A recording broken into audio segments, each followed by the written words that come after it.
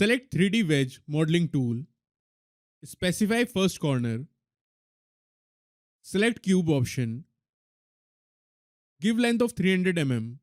Press enter. So this is the 3D wedge.